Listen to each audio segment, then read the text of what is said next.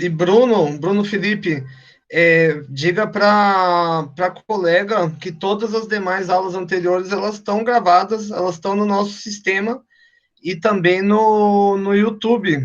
Nós temos lá a nossa playlist, todas as aulas estão gravadas, e se não achar por ali pelo sistema ali em aula gravada por semana, estão todos ali, Bruno. Professor, é contigo. Obrigado. Pessoal, vou falar então sobre o projeto integrador e tirar algumas dúvidas pontuais que vocês possam ter em relação a ele. O projeto integrador de vocês, que é tratado com o primeiro período de ciência da computação, segundo, terceiro e quarto de análise e o oitavo período de ciência também. Qual que é o objetivo dele? A secretaria do município, da prefeitura, eles estão fomentando projetos que diminuam o impacto pós-Covid.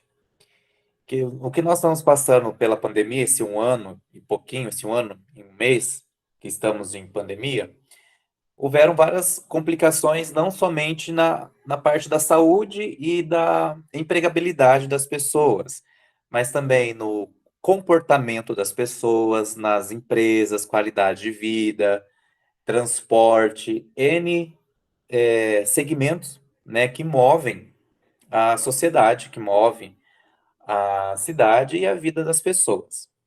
Então, para a gente começar a trabalhar com um projeto que esteja próximo à realidade pedida pela Secretaria Municipal, montamos um projeto integrador que vocês possam propor um protótipo que resolva alguma possível situação, né, que o pós-Covid possa trazer para a população de Curitiba. Por isso que ele consiste no desenvolvimento de um protótipo, né, uma prototipagem, que pode ser um aplicativo, um site, um programa, qualquer coisa, mas é um protótipo. E como protótipo, ele não precisa ser programável em si, ele não precisa ter as suas funcionalidades todas, como eu posso dizer, funcionando, mas a ideia, né, a estrutura dele modelada e existindo. Então, como eu coloquei no projeto, ele é dividido em duas fases. A fase 1, do qual a equipe seleciona uma das 5 áreas listadas: segurança e bem-estar, mobilidade urbana, saúde e qualidade de vida, pequenas empresas, educação e mercado de trabalho. Uma dessas 5 áreas, a equipe vai buscar, digamos que em mercado de trabalho, vai ter muito desemprego, enfim, muito desemprego. Vai buscar um dos problemas que já existem ou que possam se agravar no final da pandemia e propor uma possível solução ou uma diminuição desse problema, né? Torná-lo ele um pouco menor. Pode ser no âmbito da região completa de Curitiba, pode ser para um bairro, pode ser por um nicho, né? Eu vou verificar a parte da saúde e qualidade de vida, porém, para o pessoal que trabalha com delivery. Começaram a trabalhar bastante, aumentou acidentes, enfim, você achou alguma maneira de trabalhar com determinado público, né? Selecionou essa área.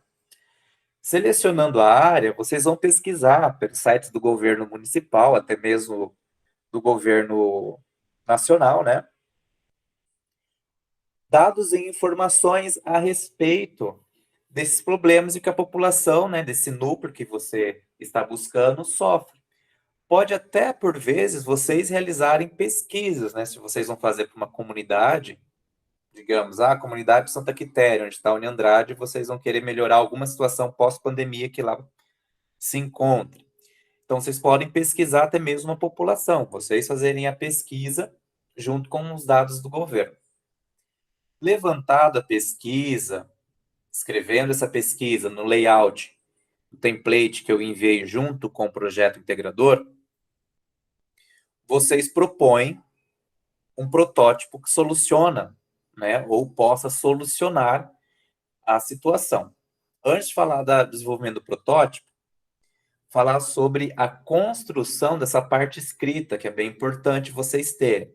Porque a partir da construção da parte escrita é que a gente consegue identificar a ideia e orientá-los no caminho do desenvolvimento desse protótipo. Então, para vocês conseguirem desenvolver na etapa 1 e entregar até o dia 4/5 para a professora Marta, lá no item de avaliação dela, que ela vai explicar o local que vai estar para a equipe anexar o documento, vocês precisam selecionar uma das 5 áreas. Dentro dessas 5 áreas, achar um problema existente, que pode ser para o tamanho de Curitiba, vocês podem diminuir para uma comunidade, pode diminuir para um grupo, né? Para idosos, ou para crianças, ou para escola, ou para ONGs, para pequenas empresas, enfim, vocês definem quem que é a população que vocês vão trabalhar. Feito isso, vocês fazem um levantamento de informações, de dados necessários para vocês apresentarem esses dados, né, de onde vocês tiraram, foi do site de Curitiba, do governo federal, municipal e assim por diante, mostrando que ali existe um problema. Para isso, vocês utilizam para apresentar um problema algumas das metodologias que vocês estão vendo com a professora Marta. Matriz SWOT, espinha de peixe, 5W2H, MASP, N outras metodologias que ajudam vocês a identificarem e mapearem um determinado problema, né? E até selecionarem possíveis soluções. Feito esse levantamento, só um momento que eu tenho que abrir o template também.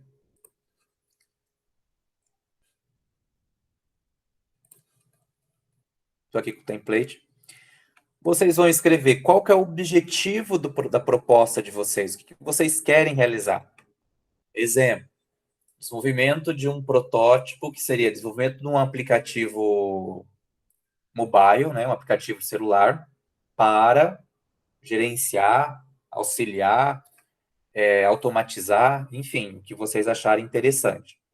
Escreve os objetivos específicos, que é os passos que vocês precisam realizar para completar o objetivo geral. No campo da diagnose, vocês descrevem todo o levantamento e a modelagem das ferramentas, né, de 5W2H e assim por diante, sobre a problemática que vocês vão enfrentar, né, que vocês estão estudando, que vocês buscaram, que vocês acreditam que é um problema que possa ser resolvido pela proposta de vocês. No capítulo 2. Só isso para a fase 1. A fase 2 de vocês vão selecionar naquele link que eu deixei no projeto integrador, que ele apresenta 20 ferramentas que vocês podem criar protótipos, né? Você pode criar ferramentas para criar site, ferramentas para criar sistema web, ferramenta para criar software, ferramenta para criar aplicativo. São fáceis de usar, são gratuitos, tem muitos que são versões gratuitas, outros são pagas, vocês não precisam entrar na parte paga, tá? Para modelar a proposta de vocês, que seria esse funcionamento. Exemplo, muitas pessoas que são diaristas perderam o trabalho como diarista devido à pandemia, principalmente as que trabalham em condomínios fechados, né, com famílias em condomínios fechados, ou com idosos, porque eles estariam entrando com um grupo de risco, mais pessoas entrando em condomínios, o que seria proibido pelos decretos. Então, essas pessoas perderam diárias, então houve uma redução de verba. A proposta de vocês, digamos, poderia ser algum tipo de aplicativo que gerenciasse as diárias das pessoas. Por exemplo, existem idosos na casa, então gerenciasse o condomínio, né, para fazer a logística das diárias que envolve dentro do condomínio, para não ter muitas pessoas circulando naquele condomínio. É um tipo de proposta. Você faz para um condomínio, mas eles podem ser depois replicados a qualquer um outro. Mas o que vocês têm que pensar é uma proposta para um local, para um tipo de problema. Então, vocês usam uma daquelas 20 ferramentas para desenhar, modelar esse aplicativo, né? a tela inicial, os botões que teriam na tela inicial, quem são os usuários que fariam parte, as diaristas, mais o condomínio que quisesse contratar, mais empresa, enfim, vocês precisam discutir daí. Podem ser com a professora Marta ou com a professora Valéria, quem seriam os envolvidos direto para usar o software, e criariam essas telas, que seria a fase 2. E no template, vocês explicariam a fase 2 lá no capítulo 3, mostrando essas telas e explicando, bem como qual das metodologias que vocês estão vendo em criatividade e inovação, né, brainstorm, design thinking, entre outras, que ajudaram vocês a organizarem a ideia do grupo. Né? Ah, o grupo utilizou o brainstorm, a tempestade de ideias, para selecionar qual era o público. Você descreve qual metodologia que você utilizou, né, e como a utilizou. Por fim, apresenta, então, a proposta de vocês, colocando as telas no arquivo, né, no template, e explica o funcionamento de cada tela. Fecha a conclusão e entrega o template e apresenta daí a tela, né, do seu protótipo, o funcionamento deles, as ligações que ele tem, se ele tem 10 telas, 50 telas, e o que cada tela faz, para quem elas fazem, o que seria importante para cada tela, os dados que elas precisam ter de alimentação, né, o que a pessoa precisa cadastrar, o que ela informa para a pessoa, o que ela informa para o cara que gerencia, né, o sistema e assim por diante. E vocês vão apresentar no dia, deixa eu olhar aqui, no dia 11, que é uma sexta-feira, para a professora Marta e para a professora Valéria. E aí a equipe que teve uma proposta que se destacou em relação às outras, né, que teve mais a profundidade,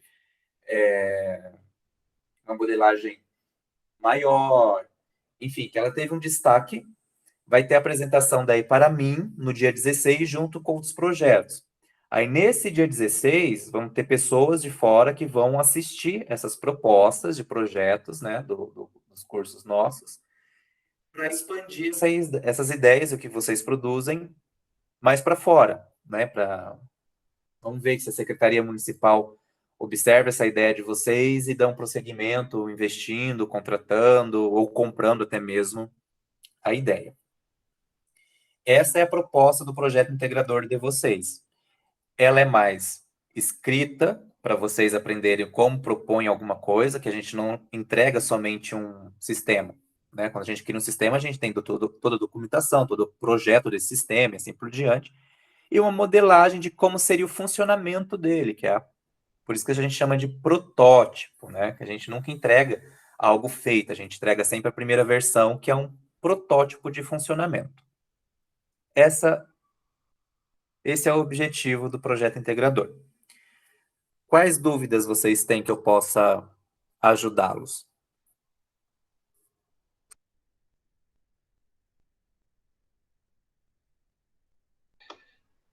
Professor, se me permite comentar, muito interessante a proposta. Achei bem inovadora, falar bem a verdade.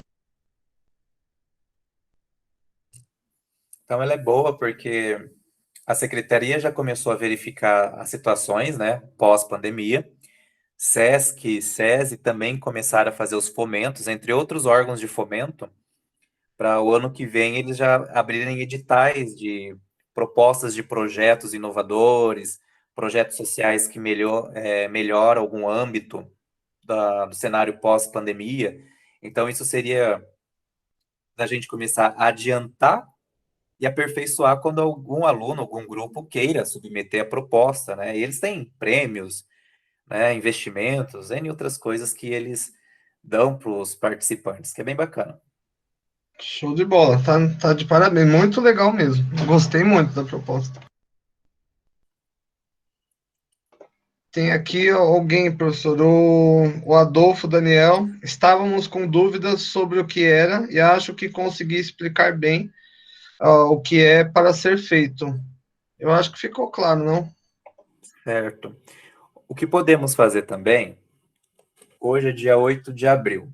Como vocês têm até o dia 4 para entregar a parte escrita, eu vou estar fora a partir do dia 19 a 20 5 vou estar fora.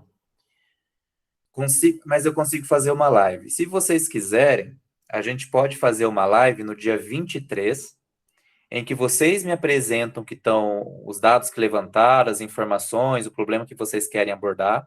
A gente tem um bate-papo, eu tiro as dúvidas, oriento vocês do caminho, né, das sugestões do que vocês podem fazer, se está indo num caminho certo, se está indo num caminho não tão correto, ou que vai dar muita dificuldade, para até o dia 4 vocês conseguirem entregar uma proposta bacana, para a partir do dia 4 começarem a focar no desenvolvimento do protótipo de vocês. O que acham? Dia 23 é uma sexta-feira. Eu, da minha parte, seria boa. Mas tem também a professora Marta ali, ela orienta bem a gente, né? No projeto passado, anterior, ela conseguiu dar uma boa orientação para nós, né? Não, ótimo, seria um plus, se vocês quiserem, dia 23 ou dia 30, um plus para vocês conversarem ali comigo, que é uma sexta, vocês não têm aula, né? Eu pego essa sexta, só que aí eu vou precisar... Não, tudo bem, eu converso com a turma que eu tenho aula para a gente começar um pouco mais tarde, tá? Eu acho melhor ser dia 30, porque é semana de prova, não é semana de prova de vocês, é? É também, né? Então, na verdade, acho que a gente não vai ter prova, né? Só os trabalhos Isso, vocês a não têm apresentar prova. ali. Isso, vocês não têm prova, primeiro bimestre. Então, dia 30, porque aí eu não tenho aula. Tranquilo, pode ser. Dia 30 não, 28. 28. Isso, 28. Que aí vocês têm uma Uhum. semana para fechar. Isso, dia 28, quarta-feira, né? Quarta-feira. Quarta-feira. Uhum. Fechado. Ok? Então tá, pessoal. Obrigado, boa noite. Deixo vocês com o professor Tiago, super professor nosso, que dá show de bola em ética profissional. Muito obrigado e boa noite. Professor Edgar, boa noite.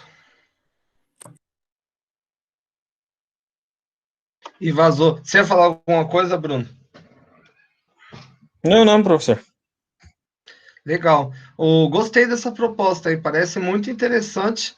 Gente, eu vou passar para vocês aqui, não sei se pode ajudar, mas é uma matéria, na verdade, uma tradução de uma matéria do The Economist, uma revista americana, em que eles fazem uma matéria do ano passado, em que eles falam de 20 tendências para esse ano, em razão da pandemia. Eu acho que talvez vocês poderiam dar uma olhada em cada uma dessas tendências para pensar nesse projeto aí que vocês têm que fazer. Eu vou deixar aqui no chat. Tudo é bem-vindo. Então, Salvar já. eu achei demais isso aqui. Eles falam, por exemplo, sobre a questão da socialização e do trabalho. Eles falam aqui da criação de assistentes digitais para coisas assim do dia a dia que não são fundamentais. Falam aqui de casas mais tecnológicas. Enfim, a maioria das coisas aqui que eles colocam como tendência para esse ano, aliás, passa, acho que quase tudo pela proteção de dados. Aliás, eu acho que eu vou compartilhar aqui a tela com vocês para mostrar, e a gente já vai começando aqui. Eu achei bem interessante. Eu até pensei, a hora que eu vi essa matéria aqui, foi meu orientador que passou. Eu pensei em fazer até uma aula falando sobre esse tema aqui, sobre as mudanças causadas pela pandemia, né? Aqui, ó, socialização e trabalho, aí aqui a questão do Meet, etc., criação de assistentes virtuais, vida e trabalho digital, casas mais tecnológicas, assinatura e serviço online, que mais? Telemedicina, e esse negócio de telemedicina está muito forte, e-commerce, mudança climática, não, notícias reais, lance de notícia fake, agência de checagem, enfim, várias coisas aí que eu acho que dá para pensar. Eu gostei muito, muito da ideia. Eu, no lugar de vocês, já estou bem animado, e vai que faz uma proposta ainda, ganha um dinheiro fazendo uma coisa boa, não é verdade? Gente, então vamos lá, gente. Na aula passada, a gente falou do Nicholas Luhmann e basicamente esse modelinho. Tem um vídeo aqui que vocês nunca veem, mas ele está aqui.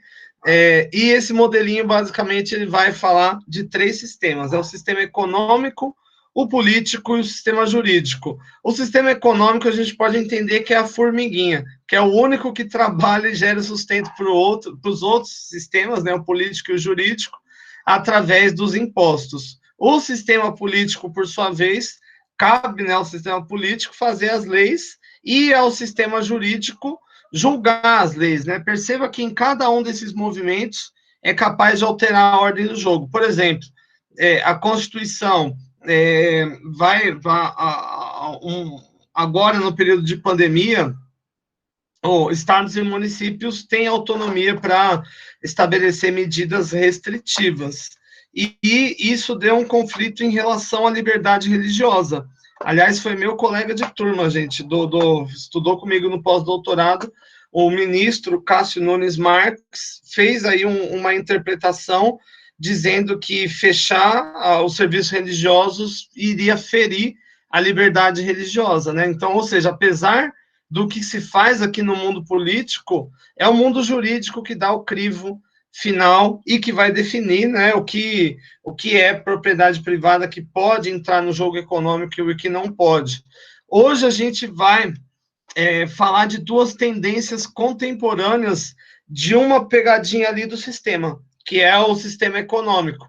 Nós vamos falar de uberização e de McDonaldização, que são dois fenômenos. A uberização, um fenômeno mais recente, a McDonaldização do trabalho, um fenômeno mais antigo, mas são dois fenômenos contemporâneos e hegemônicos, né, na contemporaneidade de forma geral.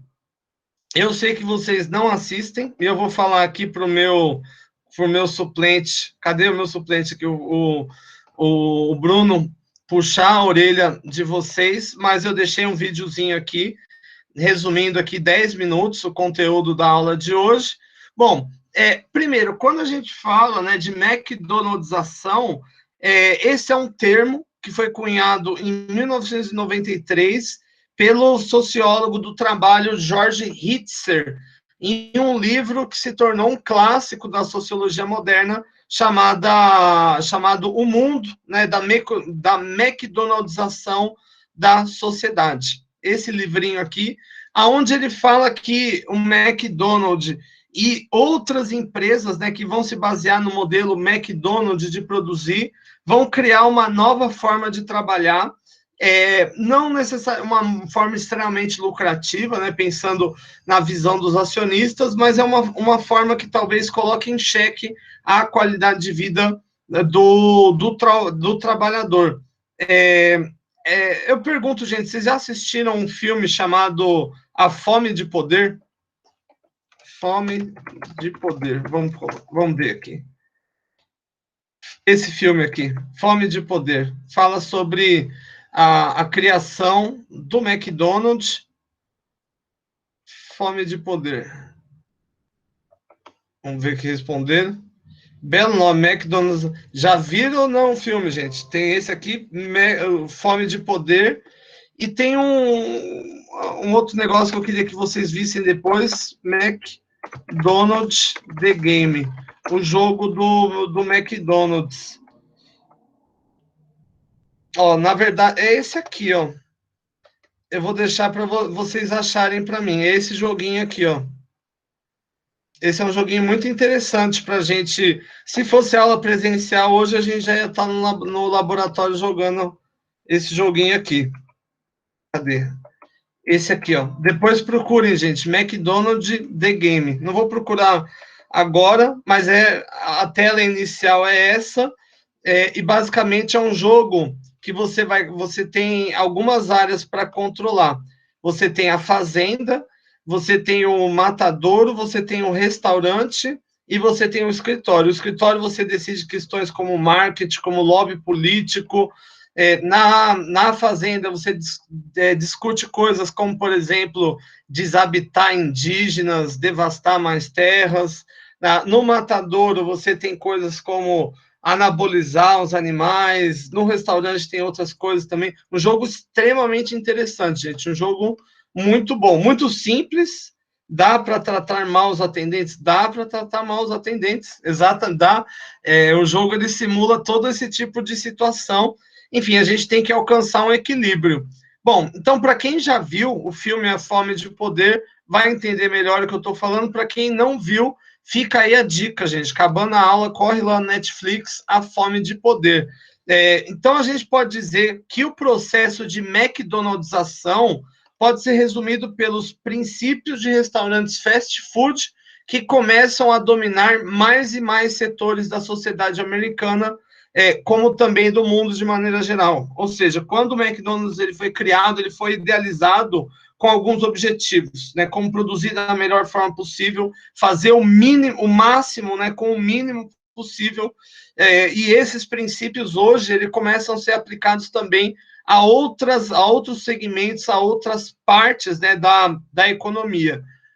A primeira lição que a gente traz é a ideia de eficiência, ou seja, aqui vai envolver o foco gerencial em minimizar o tempo necessário para completar tarefas individuais, bem como para completar toda a operação ou processo de produção e distribuição. No caso do McDonald's, gente, se trata de uma espécie de um oligopólio.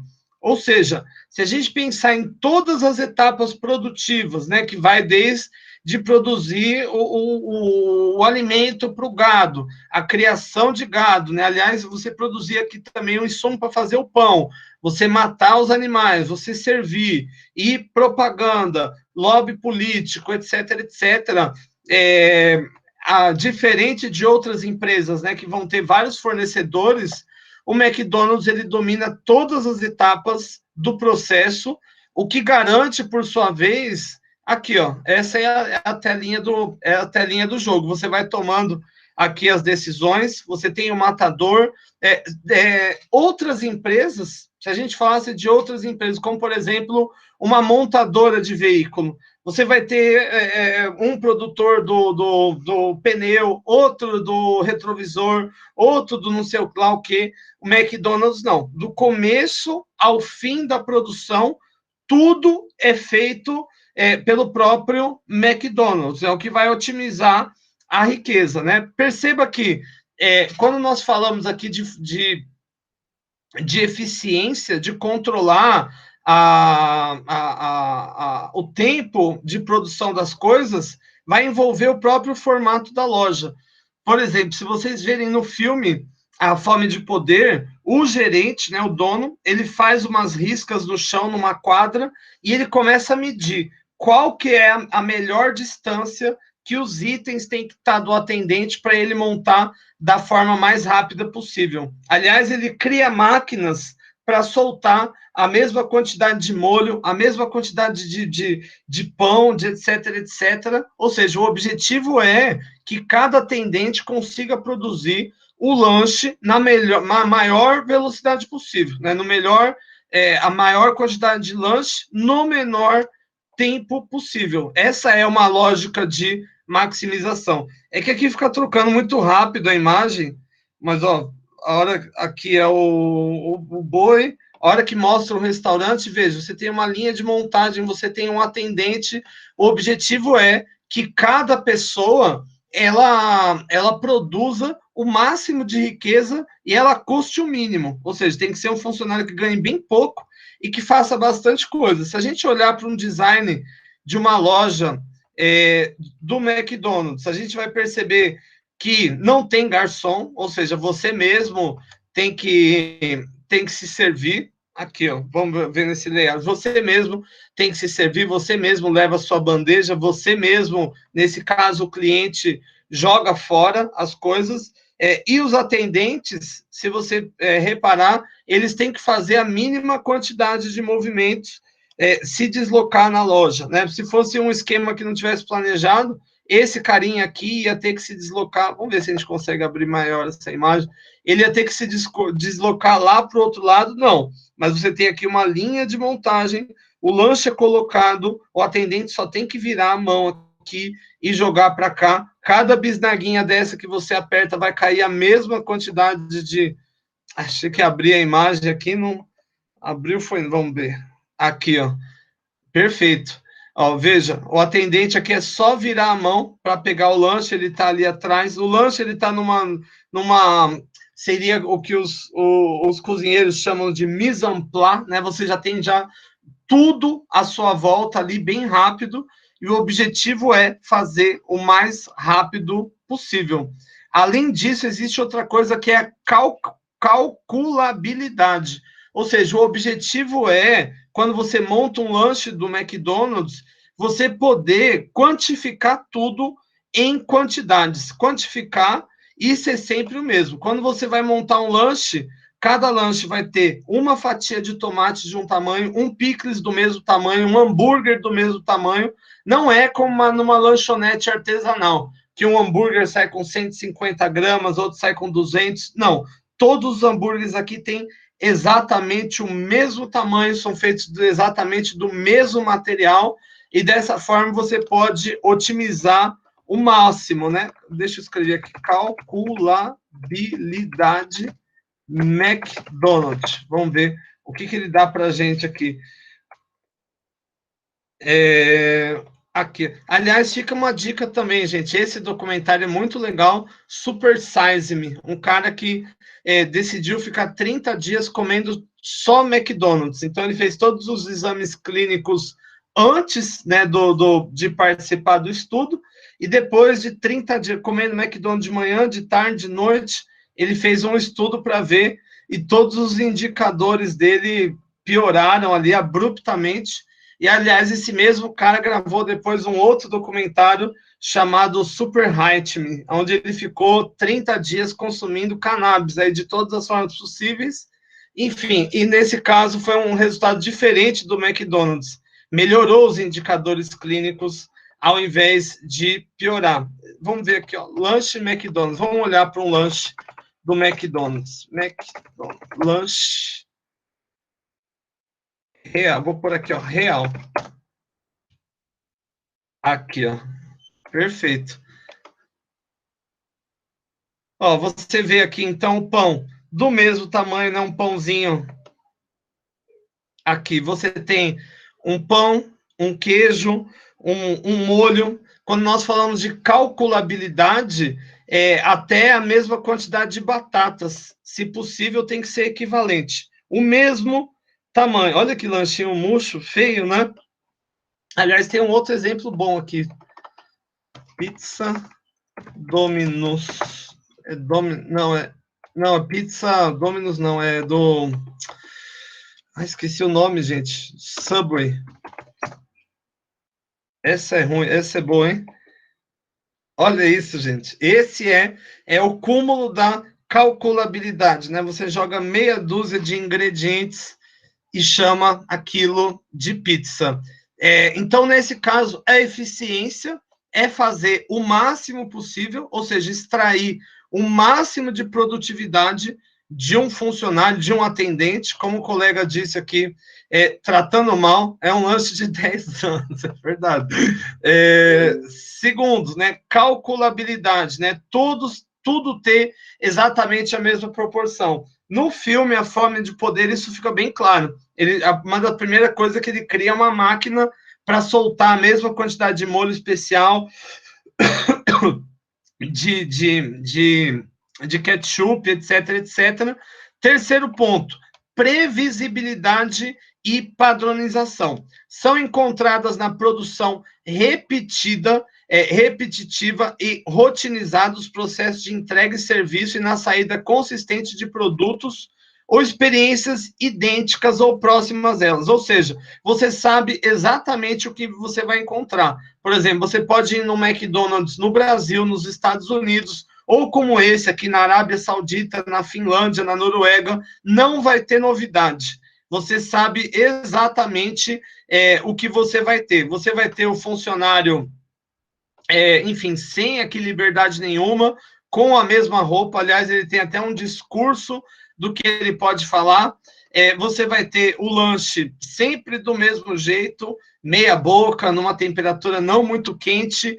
A previsibilidade é isso. É diferente, por exemplo, de um restaurante gourmet, de um restaurante comum até, que cada prato ele vai vir de um jeito. A picanha vai vir mais queimadinha, o outro vai vir com uma mais gordurinha. Não, no McDonald's é tudo extremamente padronizado, né? Como, por exemplo, o uniforme dos funcionários, as falas dos funcionários, né, vão ser todas iguais. Aliás, dentro do McDonald's, a gente tem até uma lógica relacionada às cores, né? A cor vermelha, por exemplo, é para dar excitação, para você não querer ficar lá sentado, para você comer e ir embora. E o amarelo é justamente para instigar a fome, para você ficar com o maior tipo de fome possível. Ou seja, não é uma loja feita, o design, para você sentar, ficar trocando ideia. Não, é para você comer, ir embora e vazar, né? O mais rápido possível. E a experiência é sempre a mesma, né? Perceba que aqui o objetivo não é primar pela qualidade, mas sim pela eficiência, fazer o máximo com o mínimo de recurso possível. Como, por exemplo, essa pizza aqui da Domino's, né, da Subway, que se tornou até um meme, né? Aliás, teve até uma guerra. A Domino's, né, que é uma outra rede de pizzaria, levaram uma pizza lá no Subway, junto com um manual dizendo como que se faz pizza de verdade. Fala, cara, se vocês não sabem fazer pizza, esse é o mundo, né, dos negócios, né? O Domino's, né, de alguma forma, prezando mais pela qualidade, e o Subway, né, de alguma forma, prezando mais pela McDonaldização crua, né? Ou seja, a eficácia, a experiência que nada surpreendente. E, por fim, você tem um terceiro ponto, que é o controle dos trabalhadores para que eles ajam da mesma forma todos os dias.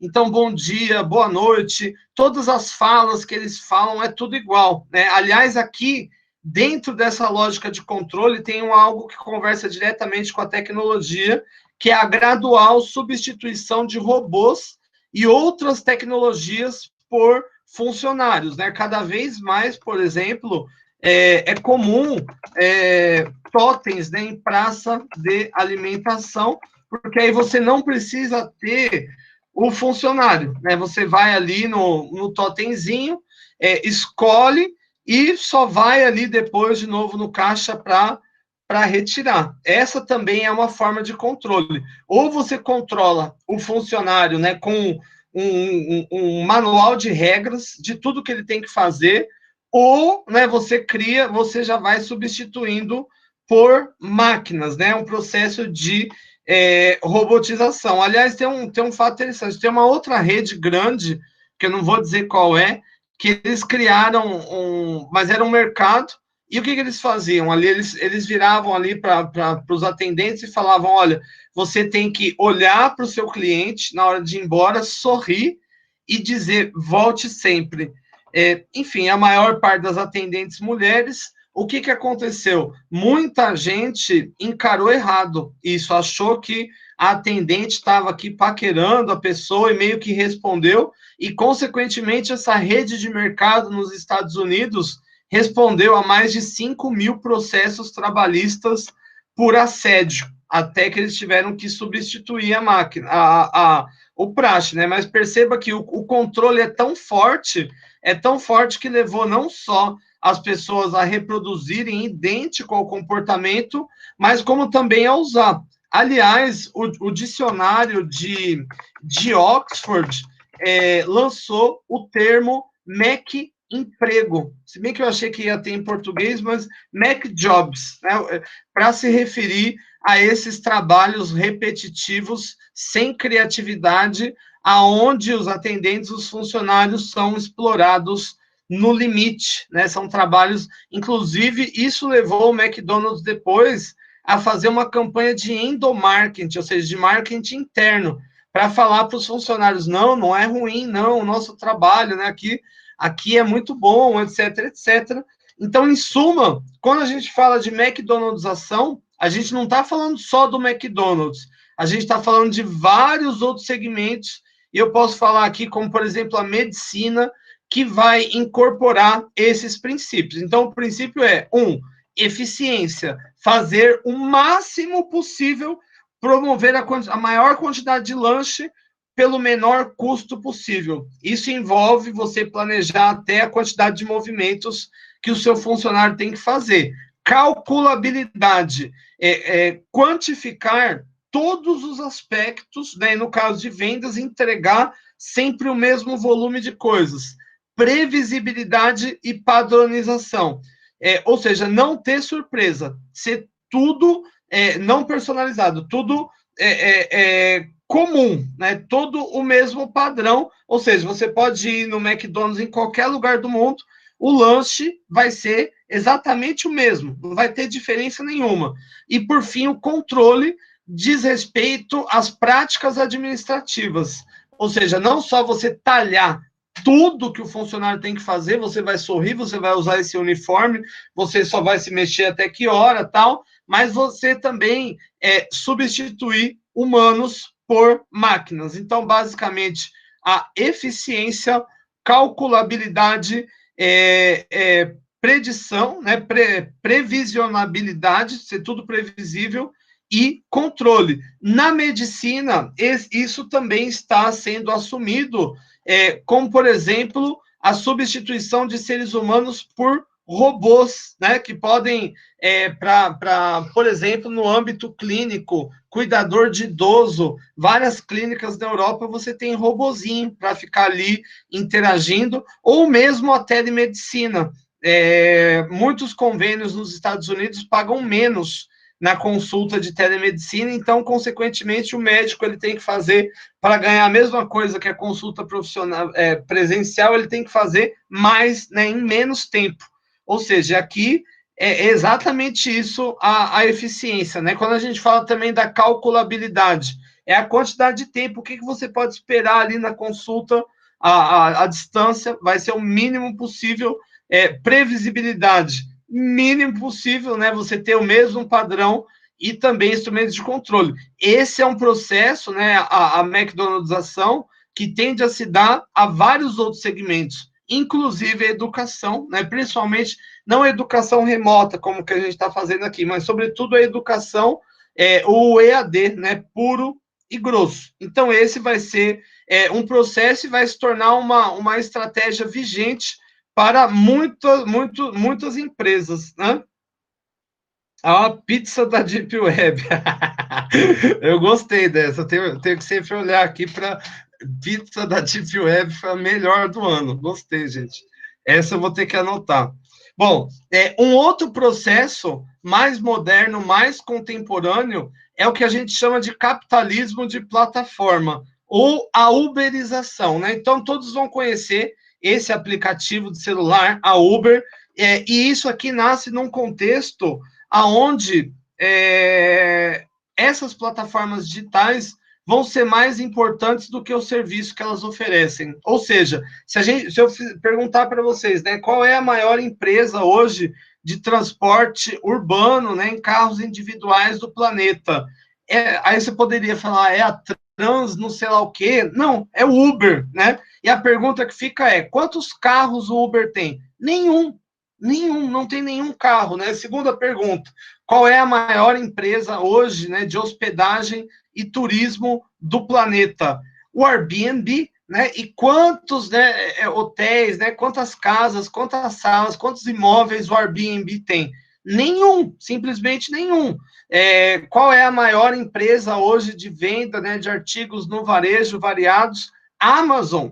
E quantos artigos no varejo variado eles têm? Nenhum. Né? Então, perceba que esse novo capitalismo contemporâneo, né, que vai ascender recentemente, ele vai primeiro surgir como uma extensão da tecnologia, mas ele vai trabalhar com a ideia de distribuição, de intermediação, aonde o intermediário se torna mais importante do que o fornecedor. Claro que aqui passa-se, né, um longo caminho, né? Primeiro, a internet surge como um projeto militar para que os Estados Unidos consigam passar mensagens, né, sem que essas mensagens fossem lidas, né, interceptadas pelos russos.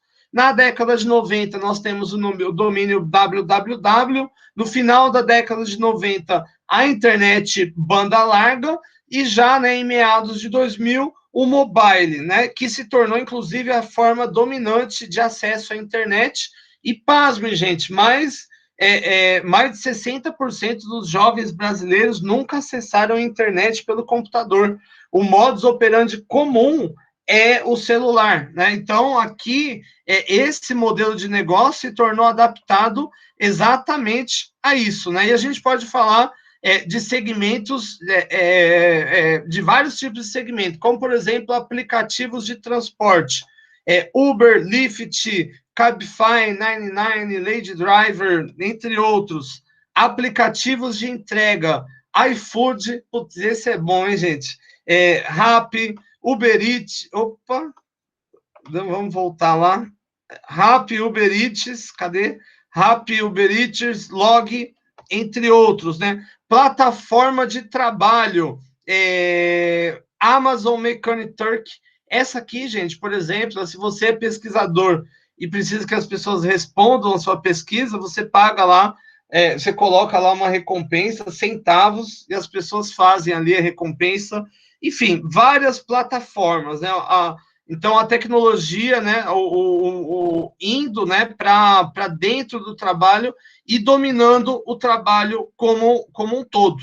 Bom, então, quais são os elementos, os principais elementos desse cabedal de trabalho? Só retomando para a gente fazer um comparativo. Quando a gente olha para o McDonald's, eficiência, calculabilidade, previsibilidade e controle. Mas, ainda assim, você tem a figura do patrão e do empregado de maneira tradicional, né, com contrato de trabalho firmado entre as partes. Nesse novo tipo de capitalismo da uberização, você tem o uso de uma plataforma digitalizada que permite transações ponto a ponto ou quase ponto a ponto. Se hoje, por exemplo, vocês estão na casa de vocês e pedem um iFood, vocês conseguem ter acesso a uma ampla, né, quantidade ali de restaurantes.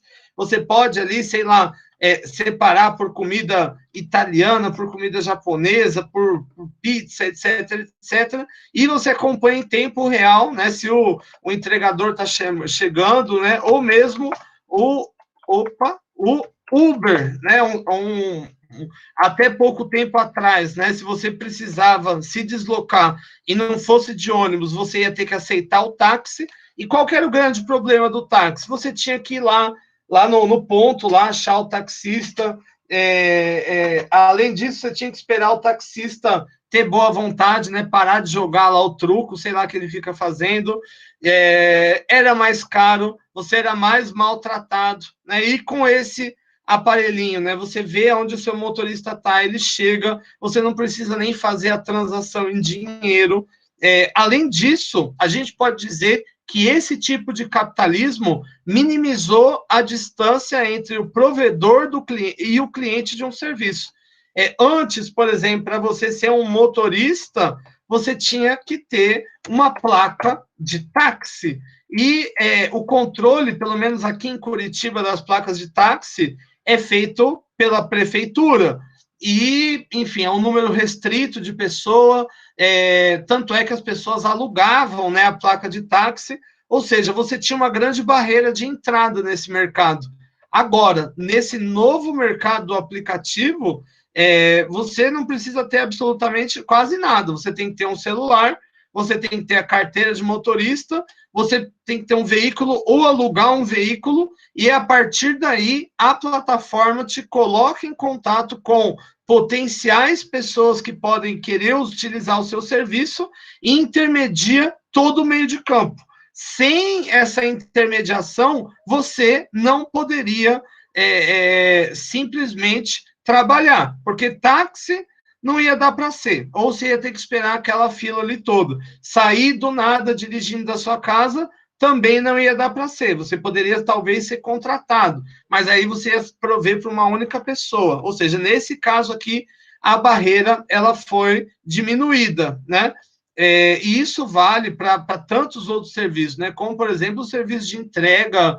Os restaurantes, agora no período de pandemia, eles alegam que são agora reféns, né, dos aplicativos, porque, enfim, né, em virtude aí das medidas restritivas de circulação de pessoas, de isolamento e distanciamento social, muitos aí dos decretos, né, das medidas, elas vão recair exatamente em relação a esses setores, né, da alimentação, do entretenimento, e o canal, né, que vai estabelecer entre o cliente e a alimentação é justamente o aplicativo.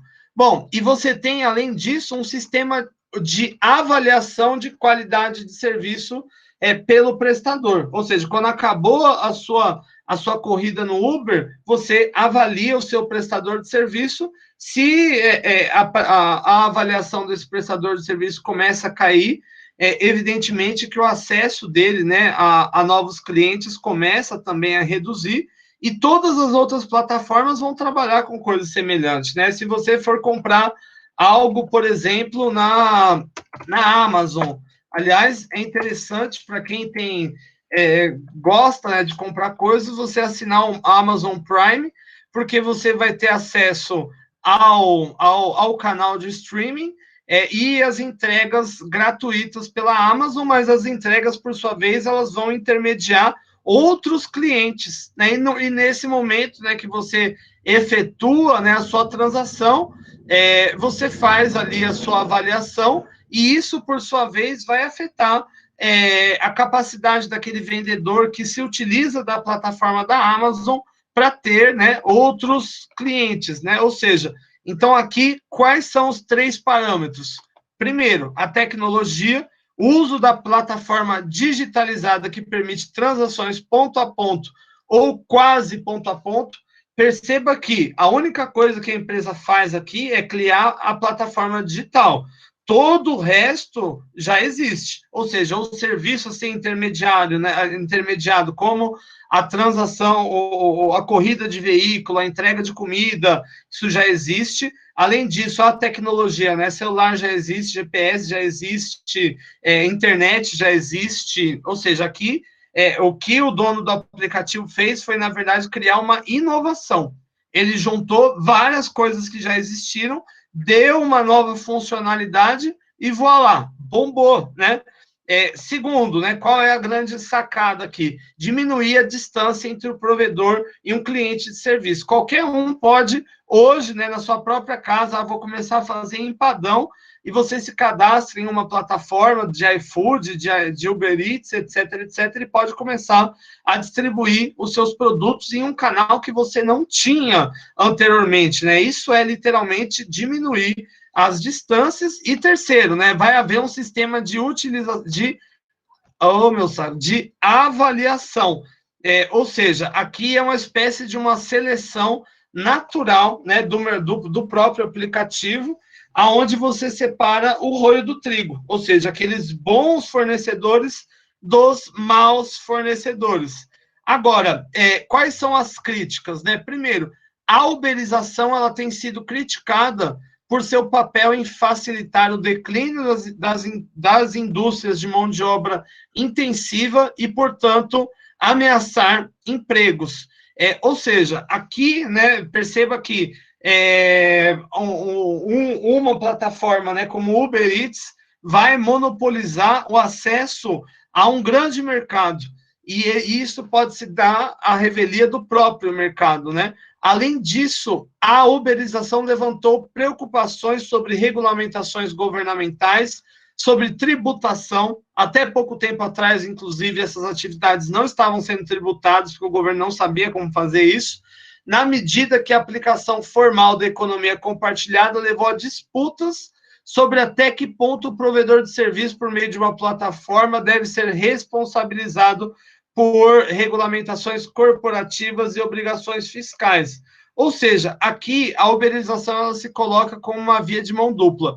Primeiro, ela facilita o ingresso do indivíduo no mercado de trabalho. Ele não tem que fazer entrevista, ele não tem que fazer capacitação, ele não tem que fazer nada.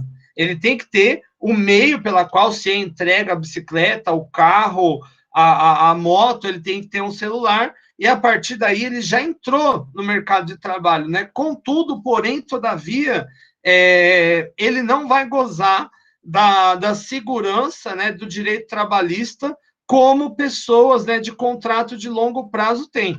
Ou seja, não tem fim de semana, não tem feriado, não tem férias, 13º, não tem nada, né? O indivíduo, ele é o empreendedor de si e ele tem que arcar também com os prejuízos involucrados aqui nessa relação. Se ele quebrar a perna e precisar ficar 6 meses encostado, é o problema dele. Se ele estiver pagando INSS por fora, beleza, ele pode até ter acesso a um recurso, se não, vai ficar a deriva, né? Porém, como eu disse, é um mecanismo mais fácil de você entrar. Perceba que ambos os modelos, a McDonaldização e a uberização, são modelos criticados pela sociologia, pelos pensadores contemporâneos, pelos pensadores jurídicos.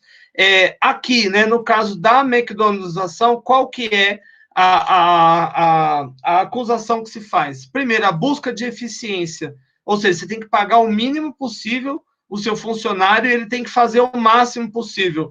Além disso, calculabilidade e previsibilidade. Não só a qualidade de vida do trabalhador fica prejudicado nesse segmento, mas a própria experiência do usuário. Ou seja, é muito diferente, não quero fazer propaganda de lugar nenhum, mas é muito diferente você comer um lanche do Madeiro, por exemplo, ou um lanche de uma hamburgueria da hora mesmo, e um lanche do McDonald's, né? São experiências completamente diferentes, seja em sabor, seja também na forma como a loja tem de te receber, e a questão do controle. A questão do controle, ela afeta também a qualidade de vida do trabalhador, porque ele não tem nenhum tipo de liberdade, nenhum tipo de capacidade de exercer criatividade, né? Por exemplo, o uso da inteligência emocional, né? Falar de uma forma diferente com o cliente, não pode.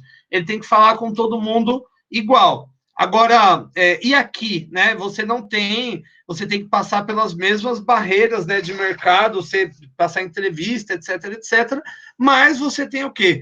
Proteção da justiça do trabalho. Aqui você é empregado, né, no sentido estricto. Na uberização, por sua vez, você tem um padrão mais fácil de ingresso no mercado de trabalho, você simplesmente entra, mas, por outro lado, né, esse tipo de serviço novo, né, esse novo tipo de funcionalidade, está colocando em xeque uma série de indústrias, uma série de serviços que já existiam na sociedade, o que traz ameaça de emprego, e, além disso, estão levando, né, as pessoas a serem desprovidas da proteção legal do trabalho, né, no âmbito jurídico. Ou seja, não tem férias, não tem 13º, acaba não tendo nada, né? Aliás, eu deixei aqui, fiz uns recortes de algumas matérias de jornais, né? Por exemplo, Gazeta do Povo, 2 semanas atrás, em crise causada pela pandemia, restaurantes viram reféns do aplicativo. E nessa matéria aqui, os restaurantes falam, sobretudo, sobre altas taxas que o aplicativo cobra, né, deixando aqui uma baixa manobra de lucro. UOL, 4 semanas atrás, todos contra o iFood, guerra de aplicativos de delivery por VIPs vai para o CAD. O CAD é o Conselho, a Secretaria de Assuntos Econômicos, e aqui, né, o iFood, ele está sendo aqui, né, passando por uma acusação de monopólio, ou seja, ele estaria supostamente aqui tentando abarcanhar todo o mercado de uma maneira anticoncorrencial. Veja.com, 13 de novembro do ano passado. Batalha entre Rappi e iFood está no começo e vai envolver mais gente, né? De novo, aqui a batalha, nesse caso, colocando, né, os aplicativos, os restaurantes como reféns e também a própria mão de obra de alguma forma. Tribuna do Norte de Natal, porque não é só aqui em Curitiba, né? Em julho do ano passado, donos de restaurantes reclamam de altas taxas. Perceba que não é só aqui, né? Em todo lugar. Esse é um ponto interessante. Esse aqui eu quero chamar a atenção de vocês. Dark Chickens, né? Cozinhas negras, né? Acho que seria a tradução, né? Ou cozinhas obscuras. Essa talvez seja ainda melhor. Como funcionam essas cozinhas? Ou seja, aqui, gente, estão surgindo agora cozinhas fantasmas, ou seja, é restaurante que abre, mas ele não tem porta, ele não tem atendimento ao público, ele não tem fachada, nada. Você nem sabe onde ele está localizado. Então, sei lá, eu aqui no meu apartamento resolvo criar aqui uma fábrica de nachos, né? Vou lá, essa é a minha cozinha obscura. E o detalhe, né? Essa cozinha obscura que a gente não sabe nem que condição que tá, né? Nem se passou por vigilância, nada. Ela primeiro vai conseguir produzir comida muito mais barato. E segundo, ela vai causar um tipo de competição desleal, porque ela vai estar lá competindo com restaurantes tradicionais, né? E pensando aqui que as pessoas vão no preço, né? Ó, só da gente olhar um pouquinho aqui as matérias, a gente já viu já quantas confusões, né, as novas tecnologias e as novas formas de produzir trazem ao mercado, né? E assim, eu penso o seguinte, e até o projeto de vocês, a pandemia da Covid-19, essa é a minha opinião, e é um tema, né, que eu estudo no pós-doutorado, a Covid-19. A pandemia da Covid-19, na minha opinião, ela acelerou processos que já estavam em curso. Durante muito tempo, o mundo esteve, né, sobre a égide. Aliás, desde que eu nasci, o mundo ele está na égide da McDonaldização. Todas as empresas que eu trabalhei até hoje, elas trabalham nessa lógica aqui: eficiência, calculabilidade, previsão, controle, em maior ou menor medida. Mesmo aquelas empresas ali que se mostrem ali mais modernas, vão trabalhar nessa lógica. Mas a uberização já era uma tendência, porém a pandemia acelerou muito esse processo, né? Aliás, é até o que diz essa matéria que eu passei para vocês, a pandemia da Covid-19, ela acelerou processos que já estavam em curso, né? Como a digitalização da economia, como também a uberização, né? Enfim, trazendo aqui diferenças, né?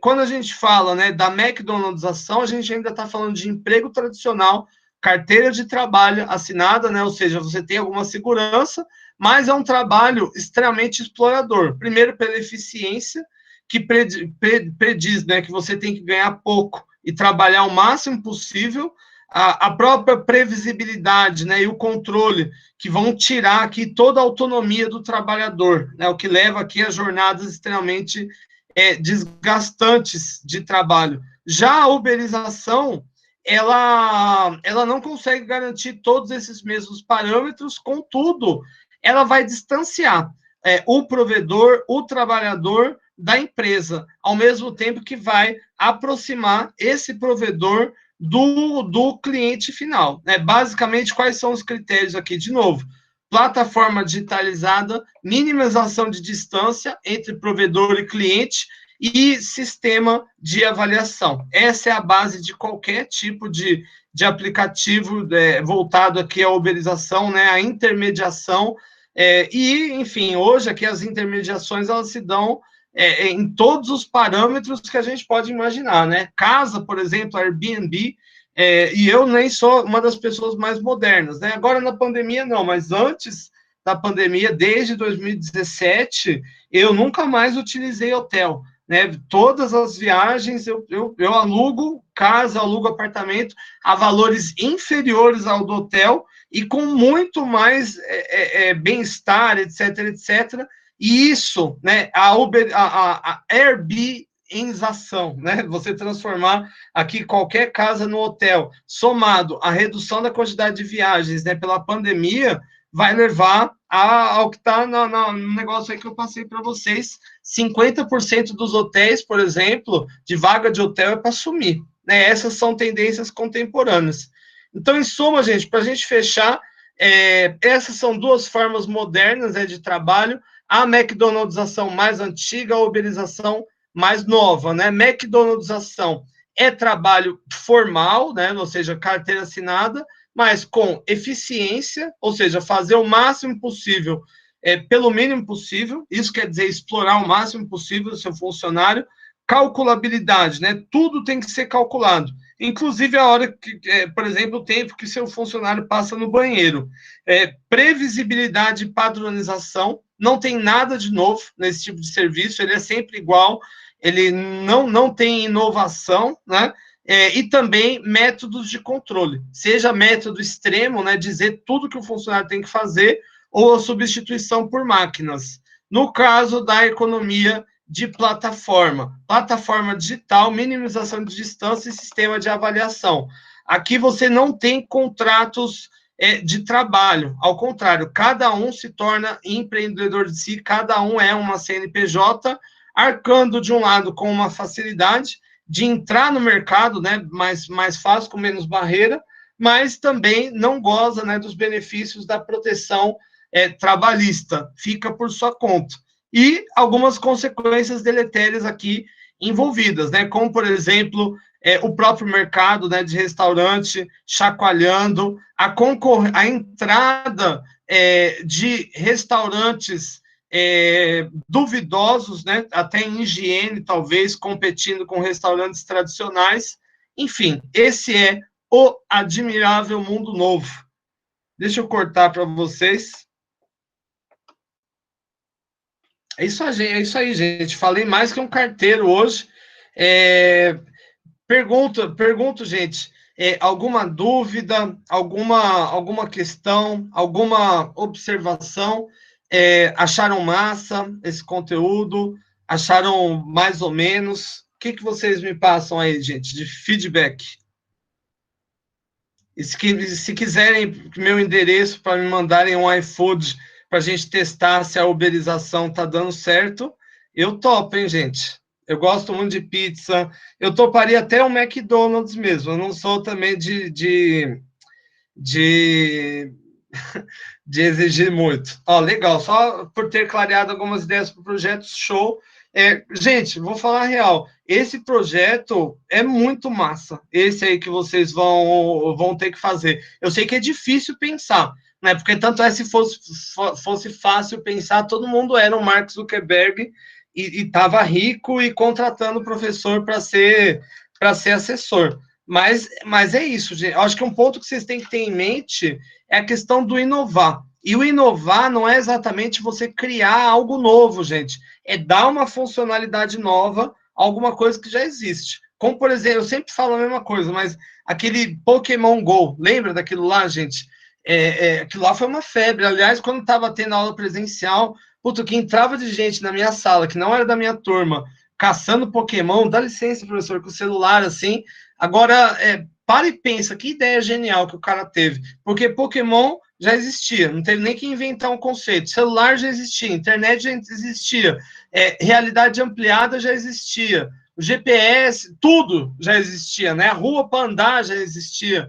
Então, ele só juntou tudo num negócio e ganharam 19 bilhão em 2 dias. Eu acho que o ponto aqui, gente, é vocês mirarem num problema ou numa tendência de forma geral.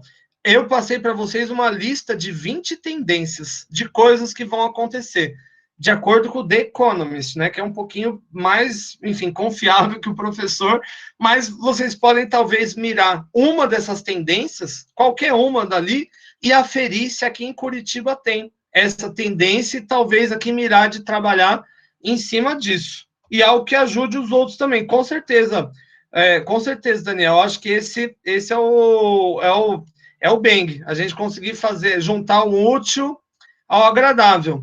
Gente, se está numa boa, eu vou primeiro cortar a gravação aqui, que já deu muito.